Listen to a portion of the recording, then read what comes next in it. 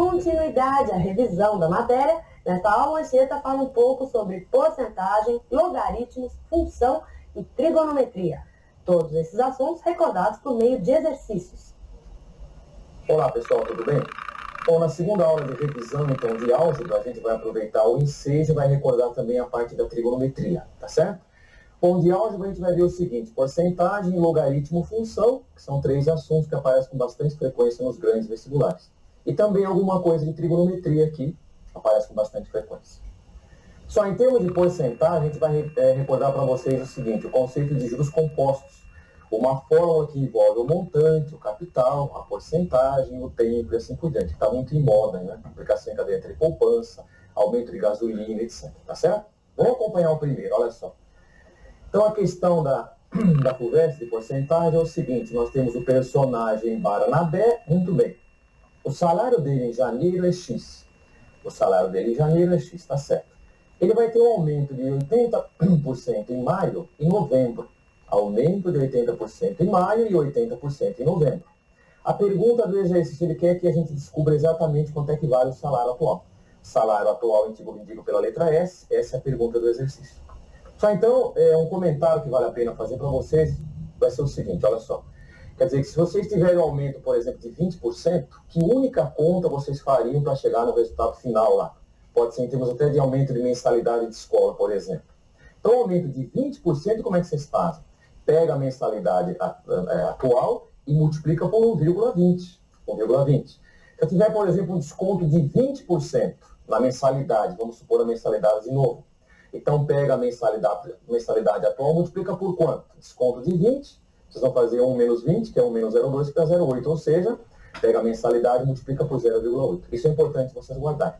Se eu tiver dois aumentos de 20%, aumentos consecutivos, 20% no primeiro mês, 20% no segundo mês. Será que dá trabalho fazer esse tipo de conta para saber o resultado final? Não. Porque 20% no primeiro mês multiplica por 1,20. No segundo mês, continua multiplicando por 1,20. Ou, na realidade, vocês vão notar, vai ser esse 1,2 ao quadrado. Se fosse 3 aumentos consecutivos de 20%, 1,20 ao cubo. Isso é importante vocês guardarem. E é o que a gente vai usar no exercício. Volta para cá. Então, a forma que eu acabei de comentar para vocês, o M é C que multiplica 1 mais I elevado a T. O M é o montante, o capital mais os juros. O C é o capital, 1 mais I, o I essa é a porcentagem. E o T é o tempo. Então, essa que é a fórmula importante. Fórmula de juros compostos que vale a pena destacar para vocês. Qual vai ser o salário atual dele, então? Qual vai ser? Bom, o salário inicial dele é X. Que multiplica quem? 1 mais quanto? Não é 80%? Só que são dois aumentos de 80%, aumentos consecutivos. Um em maio e outro em novembro. Então, como é que vocês vão fazer? 1 mais 80% elevado ao quadrado. Isso que é importante vocês guardarem. Quer dizer, o primeiro aumento de 80% multiplica por 1,8. O segundo aumento de 80% multiplica novamente por 1,8, que é o que aparece aqui, olha só. O X eu repeti. Esse 1 mais 80%, quem que é o 80%? É 0,8. 1 mais 0,8, 1,8 ao quadrado. Então, dois aumentos de 80%, 1,8 que multiplica 1,8, 1,8 ao quadrado. Quer dizer que o salário atual dele vai ser quanto? 1,8 ao quadrado vezes X, aonde X era o salário dele em janeiro. Então, 1,8 ao quadrado, se fizer a conta, vai dar 3,24. Então, 3,24x é exatamente o salário atual dele. Então, o S, 3,24x está aqui. Um probleminha de porcentagem, onde a gente destacou juros compostos que aparecem com frequência. Só vamos recordar logaritmo agora, que é um assunto quente, cai na maioria dos vestibulares, tá certo? Vamos acompanhar. Então, o exercício de logaritmo é exercício do Mackenzie, São Paulo. Então, ele dá o seguinte, olha só. O logaritmo da raiz de 7 menos 2 na base 3, ele diz que isso é A. O log da raiz de 7 menos 2 na base 3 é A. O log da raiz de 7 mais 2 na base 3, quanto é que vale? Vocês notaram, a única diferença das expressões qual que é? Aqui tem um menos e aqui tem um mais. Quer dizer, tendo o sinal de menos, ele diz que é A. Tendo o sinal de mais, quanto vai dar? Então, o que a gente vai perceber em termos de logaritmando é o seguinte. Olha só o primeiro logaritmando aqui, ó. Raiz de 7 menos 2. E o segundo logaritmando é o raiz de 7 mais 2. Vocês notaram, então, que Se eu fizer o produto desses dois logaritmandos, isso vai dar exatamente quanto? Quer dizer, aqui vocês têm a diferença, aqui tem a soma. Então, a gente vai partir exatamente do produto notável. O produto da diferença pela soma. Produto da diferença pela soma, vocês lembram, né? Quadrado do primeiro menos o quadrado do segundo. A raiz de 7 menos 2, que multiplica a raiz de 7 mais 2, isso vai dar o quadrado do primeiro. A raiz de 7 ao quadrado é o 7 mesmo. O segundo é 2. Quadrado do segundo, 2 ao quadrado. Então, 7 menos 2 ao quadrado dá 3. Quer dizer que esse produto dá 3. Raiz de 7 menos 2, que multiplica a raiz de 7 mais 2, isso é igual a 3. Agora, o que a gente vai fazer é o seguinte. A gente vai aplicar o logaritmo em cada membro. Tendo essa igualdade, então a gente aplica o logaritmo em cada um dos membros. Então, o logaritmo do primeiro membro, o logaritmo desse produto na base 3, é igual ao logaritmo do segundo membro. O 3 já está lá. Log de 3 na base 3, que é igual a 1. Tá aqui. Quer dizer que o logaritmo desse produto é exatamente o log de 3 na base 3, que é o próprio 1. Agora, a gente vai lembrar o seguinte, propriedade de logaritmo. Lembram? Logaritmo de produto é soma, logaritmo de quociente é diferença e logaritmo de potência é produto. São as três propriedades importantes. A gente até costuma comentar, né? Se vocês souberem a definição de logaritmo e essas três primeiras propriedades, vocês têm chance de resolver vários exercícios de logaritmo. É o que está sendo cobrado aqui. Então, voltando para cá, o logaritmo desse produto deu 1, mas o logaritmo de produto é soma. Então, isso vai dar log da raiz de 7 menos 2 na base 3, mais o log da raiz de 7 mais 2 na base 3, isso é exatamente 1, igual a 1. Agora, o log da raiz de 7 menos 2 na base 3, ele disse que é A. Isso é igual a A. O log da raiz de 7 mais 2 na base 3 é a pergunta, é o que eu quero descobrir. E isso está igualado a 1. É só questão de vocês isolarem, então, o logaritmo que está aqui. Isolando o logaritmo, quer dizer, o log da raiz de 7 mais 2 na base 3, quanto vai dar? Isso vai dar 1 menos A, que já é a resposta do exercício. Tá aqui, ó. O log da raiz de 7 mais 2 na base 3, isso é exatamente 1 menos A, que é a resposta do exercício.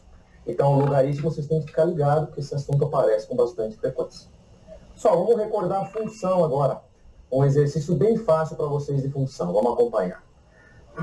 Exercício da FATEC São Paulo.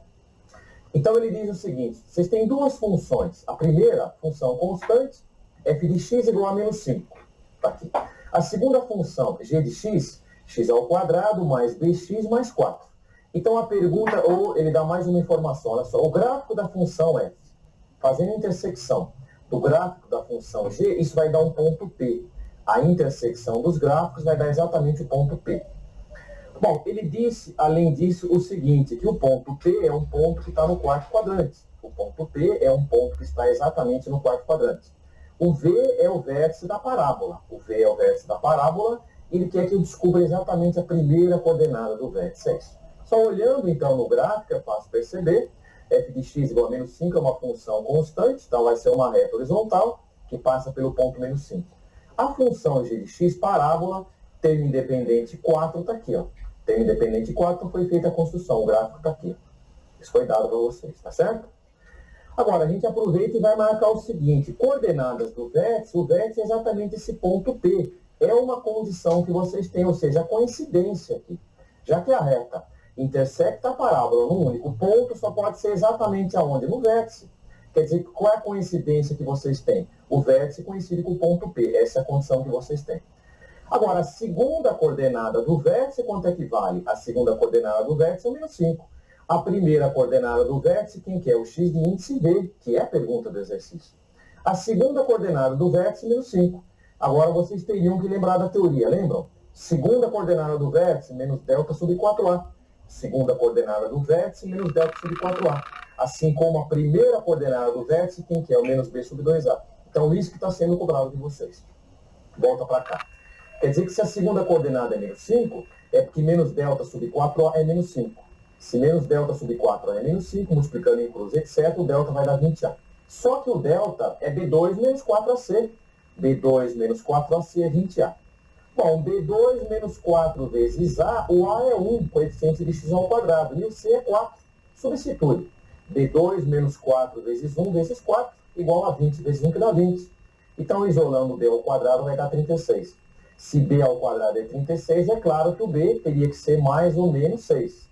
Agora, o B tem que ser obrigatoriamente menos 6, por quê? Porque as raízes são positivas. Olhando no gráfico, as raízes são positivas. Então, a soma das raízes não é menos B sobre A, não é? Ou melhor, a soma das raízes é menos B sobre A, produto das raízes C sobre A. Se a soma é menos B sobre A e as raízes são positivas, é claro que menos B sobre A tem que ser positivo. Como A já é um que é positivo, obrigatoriamente o B tem que ser negativo. Por isso que o B é menos 6, e eu lembrei para vocês, entre parênteses, que as raízes são positivas. Então, o B tem que ser menos 6. Mas qual que é a primeira coordenada do vértice na menos B sobre 2A? O A é 1, que vocês têm por coeficiente de x ao quadrado. E o B a gente acabou de descobrir que é menos 6.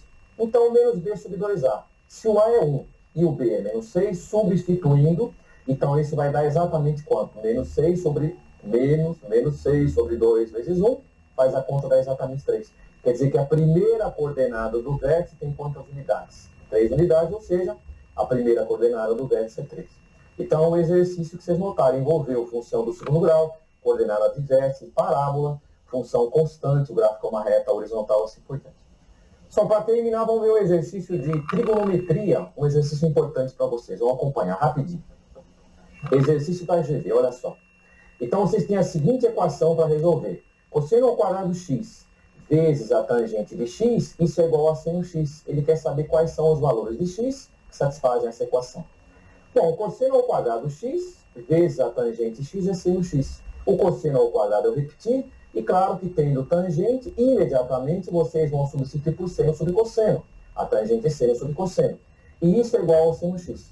Agora, é claro que, evidentemente, o cosseno não pode ser zero. Não existe divisão por zero. Então, o cosseno x tem que ser diferente de zero obrigatoriamente. Multiplicando em cruz, olha onde a gente recai. Cosseno ao quadrado x vezes seno x é igual a cosseno x vezes seno x. Agora eu vou jogar tudo para o primeiro membro e vou fatorar. Eu percebo que cosseno x vezes seno x é comum. Colocando em evidência, o que vai sobrar? Cosseno x menos 1, isso é igual a zero. A lei do anulamento de um produto. Um produto vai ser zero quando pelo menos um dos fatores for zero. Ou o cosseno de x é zero, não convém, porque ocupa a posição de denominador. Ou o seno x é zero, ou o cosseno x é 1. Então, o cosseno x zero não pode ser no convém, porque está no denominador, não existe divisão por zero. Agora, seno de quanto dá zero? Seno de quanto dá zero? São arcos do tipo K vezes π. Porque o seno de zero dá zero, o seno de π dá zero, o seno de 2π, etc. Então, são arcos do tipo K vezes π, onde K é inteiro. Quando é que o cosseno dá 1? Arcos de que tipo? Lembram? 0, 2π, 4π, 8π, etc. Não é? 6π e assim por diante. Então, quando é que o cosseno dá 1? Se o x for um arco de que tipo? 2kπ. 2 vezes kπ, onde K é o número inteiro. Então, a solução do exercício, qual vai ser? Quer dizer, que arcos que estão servindo? Arcos do tipo K vezes π ou arcos do tipo 2kπ. Então, como é que eu reúno numa única expressão? Quais são os arcos nessa primeira expressão? Quais são? 0, π, 2π, 3π, etc. Da segunda, 0, 2π, 4π, 6π, 8π, etc. Então, é fácil perceber que a primeira expressão é suficiente para descrever a segunda. Então, o conjunto verdade, x pertencente a R, tal que x é igual a K vezes π, aonde K é um número inteiro. Então, com isso, a gente encerra a parte de álgebra em termos de revisão. Só resta desejar um bom vestibular para vocês. O departamento de álgebra manda um abraço para vocês e um bom vestibular.